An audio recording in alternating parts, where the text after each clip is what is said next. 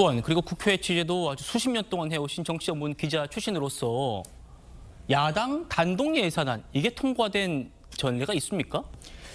제 기억에는 없습니다. 왜 예. 그게 통과가 안 되냐면 네. 사실은 야당이 감액한 예산을 통과시킨 거잖아요. 국회 예결 위해서. 그렇죠. 그런데 그 국회에서 증액은 못 합니다. 증액은 정부의 동의가 있어야 되거든요.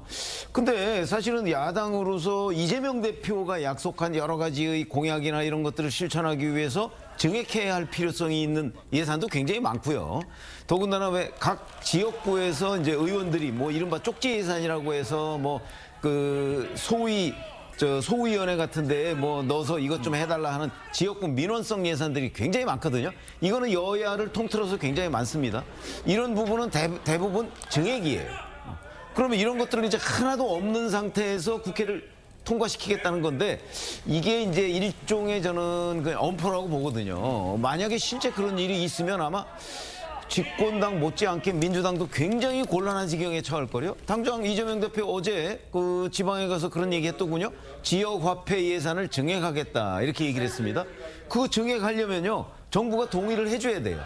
근데 지금 민주당은 그 지난 29일에 삭감액만 반영한 예산안을 얘기를 통과시켰기 때문에 이재명 대표 말이 그럼 허언이 되는 거예요.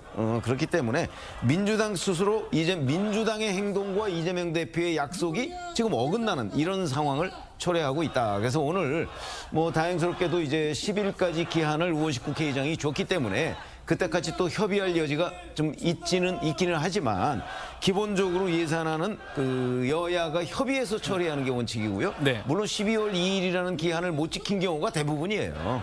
그렇긴 하지만 지금부터라도 우원식 국회의장의 요청대로 협상을 조금 더 해서 여당은 여당대로 반영할 내용이 있을 것이고 또 야당은 야당대로 자기네들이 뭐 삭감하고 또 자기들 요구를 그 주장할 부분이 있지 않겠습니까?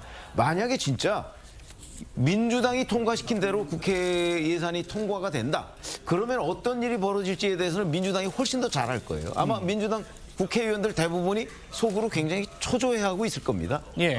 그런 점에서는 그 이원식 국회의장이 정한 시한 10일입니다만은 10일이면 아직도 꽤 있잖아요. 일주일 이상 남았습니다.